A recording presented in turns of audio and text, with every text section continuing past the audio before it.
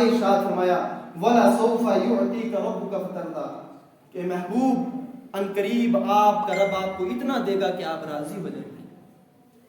آپ کا رب آپ کو اتنا دے گا کہ آپ راضی ہو جائیں گے. تو اس تفسیر اس آیت کریمہ کے تحت مفسرین نے بڑی چیزیں لکھی ہیں. تو ایک اہم چیز یہ ہے کہ ایک مرتبہ نبی مکرم صلی اللہ علیہ وسلم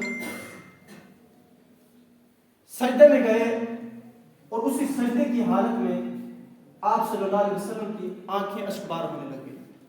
آپ صلی اللہ علیہ وسلم اتنے روئے اور آپ کی زبان پر صرف یہی الفاظ تھے اللہم ربی حب لی امتی ربی حب لی امتی.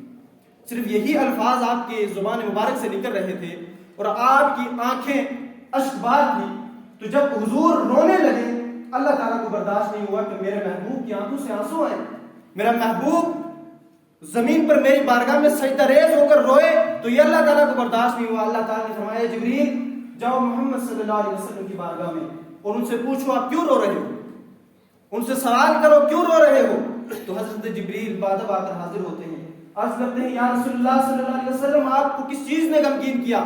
آپ کیوں رو رہے ہیں؟ اللہ تعالیٰ بہتر جاننے والا ہے لیکن پھر بھی وہ آپ کی زبان سے سننا چاہتا ہے کیوں رو رہے ہیں. تو حضور نے جواب دیا کہ مجھے اپنی امت کے بارے میں قیامت کے دن خدشہ ہے. اور دعا فرمانے لگے ربی حب لی امتی ربی حب لی امتی, کہ میرے رب قیامت کے دن میری امت کو بخش دینا, میری امت کو بخش دینا, میری امت کو بچا لینا. جب یہ ماجرا حضرت جبریل علیہ السلام سنتے ہیں اللہ کی بارگاہ میں جاتے ہیں اور عرض گزار ہوتے ہیں مولا تو علیم و خبیر ہے لیکن تیرا محبوب اس لیے رو رہا ہے کہ قیامت کے دن کہیں اس کو اس کی امت کے بارے میں رسوا نہ کر دیا جائے, کہیں اس کو اس کی امت کے بارے میں ٹھکرا نہ دیا جائے, کہیں وہ اپنی امت کے بارے میں سوال کرے. تیرے محبوب کو یہ خدشہ لائق ہے کہ ان کے سوال کو رد نہ کر دیا جائے. جیسی یہ بات اللہ تعالیٰ نے حضرت جبریل کی زبان سے سننی تھی, جیسے یہ کلام اللہ کی بارگاہ میں پہنچا ہے حضور کا, تو اللہ تعالیٰ نے فرمایا جاؤ جبریل محمد صلی اللہ علیہ وسلم سے فرما دو وَلَا سَوْفَ يُعْطِيكَ رَبُّكَ فَتَرْضَىٰ کہ محبوب ہم آپ کو اتنا دیں گے, ہم آپ کو قیامت کے دن اتنی اجازت دیں گے کہ آپ راضی ہو جائیں گے. لیکن جب یہ آیت کریمہ واپس لے کر جبریل علیہ السلام دنیا پر آئے اور حضور صلی اللہ علیہ وسلم کو یہ مزدہ جاں فضا سنایا تو روایت میں آتا ہے حضور نے فرمایا کہ جاؤ جبریل اللہ سے کہہ دو کہ میں اس وقت تک راضی نہ ہوں گا, قیامت کے دن میں اس وقت تک راضی نہ ہوں گا جب تک اپنے ایک ایک امتی کو بخشوا کر جنت میں نہ بھیجوا. تو یہ جو آیت کریمہ جب حضور کی مخالفت شروع ہوئی تو اللہ تعالیٰ نے صرف قسم کھا کر حضور کی براءت ظاہر نہیں کی بلکہ آگے حضور کو کئی زیادہ فضائل سے بھی نوازا اور کئی ایسی چیزوں سے حضور کو نوازا کہ وہ چیزیں ہمارے لیے اور میدان محشر میں جو ہماری مغفرت کے لیے ایک سہارا ہوگی. اب جو یہ آیت کریمہ تھی وَلَا سَوْفَ يُعْطِيكَ رَبُّكَ فَتَرْضَىٰ کہ ان قریب آپ کا رب آپ کو اتنا دے گا کہ آپ راضی ہو جائیں. حضور صلی اللہ علیہ وسلم نے فرمایا کہ قیامت کے دن میں اپنے گناہگار امتیوں کی شفاعت کروں گا اور میری شفاعت کو قبول کیا جائے گا. اور دوسری حدیث مبارکہ میں نبی مکرم صلی اللہ علیہ وسلم ارشاد فرماتے ہیں کہ خُيِّرْتُ بَيْنَ أَن يَدْخُلَ نِصْفَ أُمَّتِ الْجَنَّةِ وَالشَّفَاعَةِ کہ مجھے میرے رب نے اس بات کا اختیار دیا, مجھے میرے رب نے اس بات کی منشا میری بارگاہ میں دے دی کہ محبوب یہ دو چیزیں آپ کو دے رہا ہوں, ان میں سے جو بھی اختیار کر لو وہ قبول کی جائے گی. اور وہ دو چیزیں کیا تھی کہ خُيِّرْتُ بَيْنَ أَن يَدْخُلَ نِصْفَ أُمَّتِ الْجَنَّةِ وَالشَّفَاعَةِ کہ مجھے اختیار دیا گیا کہ میری نصف امت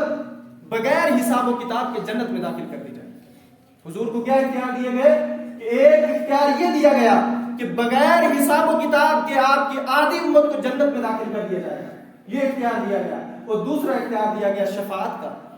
کہ آپ کو شفاعت ادا کی جائے. شفاعت کا یہ مطلب کہ بروز قیامت جس کے تعلق سے حضور یہ فرما دے کہ اس کو بخش دیا جائے تو اللہ تعالیٰ اس کو بخش دے گا. جس کے تعلق سے حضور سفارش کر لیں گے اس کو جنت میں بھیج دیا جائے تو اس کی اللہ تعالیٰ سفارش قبول کر کے ان کو جنت میں بھیج دے گا. تب حضور فرماتے ہیں کہ مجھے ان دو چیزوں میں اختیار دیا گیا, یا تو اپنی آدھی امت کو بغیر حساب و کتاب کے بخش دیا جائے گا,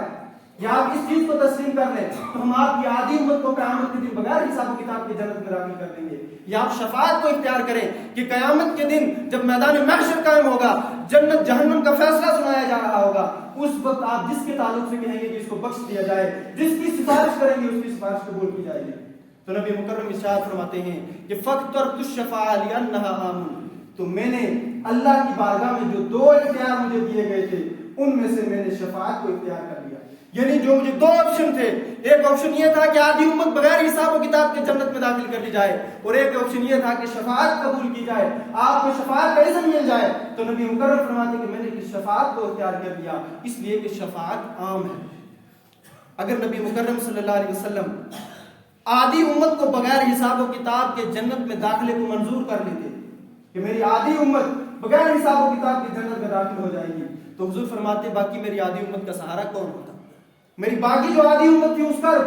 روز قیامت کون سہارا بنتا؟ تو میں نے شفاعت کو اختیار کر لیا۔ اب شفاعت ایک ایسی چیز ہے کہ جو بھی امتی مجھے اس وقت پکارے گا، جس کو بھی میری ضرورت ہوگی، میں اس کے پاس جا کر اللہ کی بارگاہ میں اس کی سفارش کروں گا تو میں اس کو بھی جنت میں بھجوا دوں گا۔ اور فرمایا کہ میں اس وقت تک جنت میں بھی نہیں جاؤں گا، اس وقت تک راضی بھی نہ ہوں گا جب تک اپنے ایک ایک امتی کو، اپنے ایک ایک کلمہ پڑھنے والوں کو اپنے جنت میں نہ بھجوا دوں گا۔